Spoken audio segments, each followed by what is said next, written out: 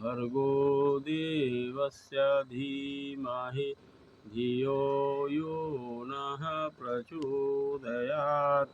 वासुदेवसुतं देवं कंसचाणूरमर्दनं देवकी परमानन्दं कृष्णं वन्दे जगद्गुरुम्।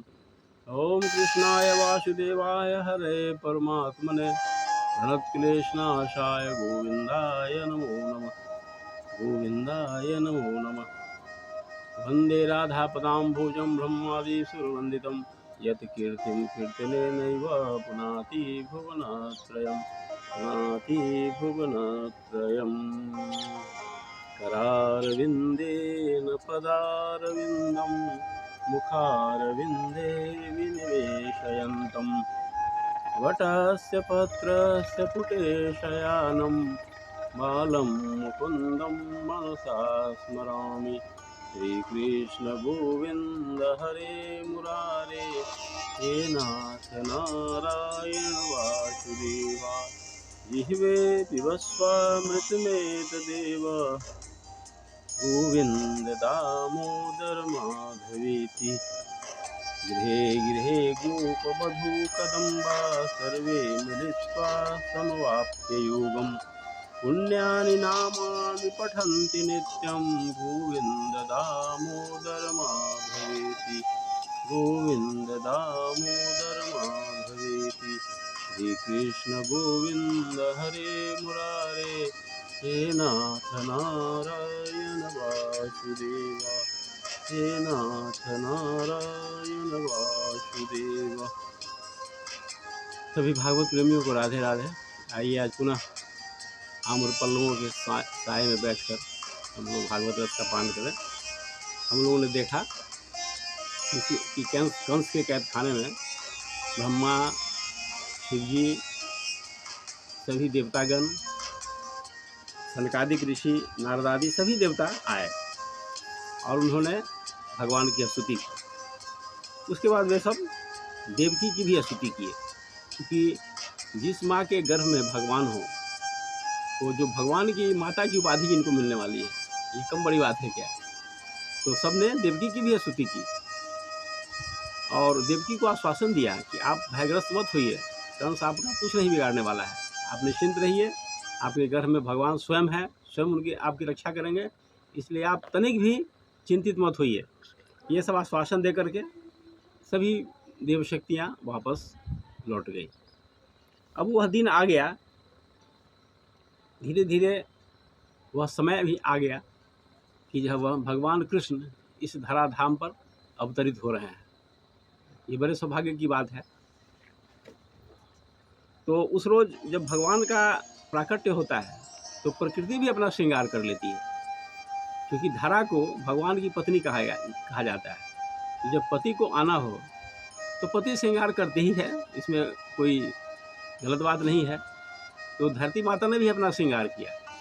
अब सोचिए कि अर्धरात्रि में भगवान का अवतरण हुआ था, तो अर्धरात्रि में तालाबों में कमल खिल गए, वृक्ष पुष्पों से लद गए। ऐसा संभव है क्या? ऐसा नहीं होता है। चिड़ियों की चहचहाट से वातावरण गुंजायमान हो गया। अग्निहोत्र की अग्नि जलने लगी, जो अग्नि बुझ चुकी थी। कंस के भय से ऋषियों ने अग्निहोत्र करना छोड़ दिया था, तो यज्ञशालाओं में अग्नि स्वतः जलने लगी। ये सब लक्षण हो गया, सारा मौसम सुहावना हो गया। ये अग्निहोत्र की अग्नि अचानक जलने लगी, जो बुझी हुई थी। आकाश स्वच्छ हो गया, शीतल मंद सुगंध पवन बहने लगी। मतलब प्रकृति ने अपना श्रृंगार कर लिया। मुनियों का मन हर्षित हो गया, सारे ऋषि मुनि लोग का मन प्रफुल्लित हो गया, क्योंकि भगवान स्वयं आने वाले हैं इस धराधाम पर। तो ये सब मौसम ऐसा बदल गया कि रात में कभी कमल खिलता नहीं है, लेकिन खिल गया।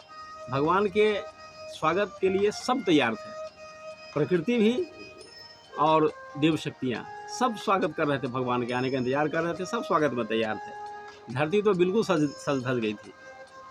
इसी बीच वसुदेव जी ने देखा कि कैद खाने में एक नन्हा सा बालक है, दिव्य बालक है। उन्हें देख करके लगा कि यह बालक कोई सामान्य नहीं है, अद्भुत बालक है। और उसके बाद उसने चतुर्भुज रूप धारण कर लिया। भगवान स्वयं आ गए वसुदेव और देवकी के सामने चतुर्भुज रूप में, संपूर्ण कलाओं के साथ।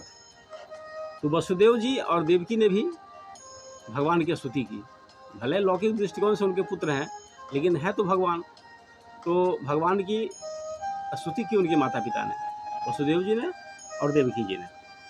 जब चतुर्भुज रूप में भगवान आ गए तो प्रार्थना के बाद उन्होंने भगवान से प्रार्थना भी किया कि इस चतुर्भुज रूप को आप छुपाइए, क्योंकि वही घटना घट गई कि जब भगवान राम का अवतरण हुआ था तो कौशल्या जी ने कहा था कि कीजय शिशुलीला अति प्रियशीला, यह सुख परम अनूपा।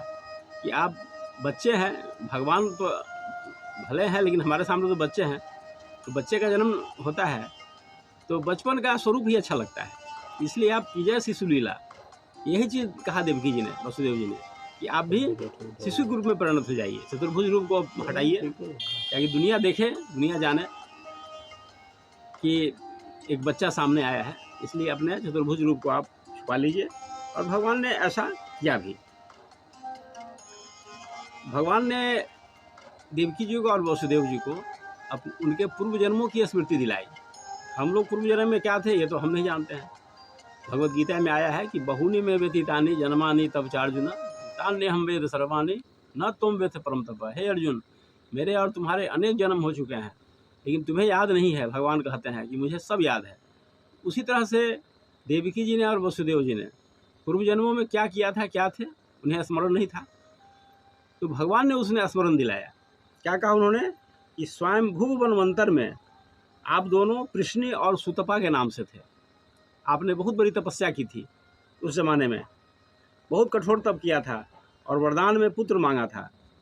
उस जन्म में मेरा नाम कृष्णगर्भा था, स्वयंभू वनवंतर में। फिर उसके बाद कश्यप और अदिति के रूप में आप दोनों आए, बहुत कठिन तपस्या की, और मैं वामन बन के आपके पुत्र के रूप में आया, वामन रूप में आया। ये 2 जन्म पिछला और तीसरा ये कि आप दोनों वसुदेव और देवकी के रूप में हैं और मैं पुनः आपके पुत्र के रूप में आया हूँ। तो यह सुन करके किसी को भी आश्चर्य हो सकता है, क्योंकि पूर्व जन्म की बातें एक सामान्य मनुष्य को याद नहीं रहती है। तो इस तरह से फिर आगे क्या हुआ, 3 जन्मों की स्मृति दिला दी भगवान ने। फिर आगे क्या हुआ हम अगले एपिसोड में इसकी चर्चा करते हैं। आज इतना ही। ओम शांति।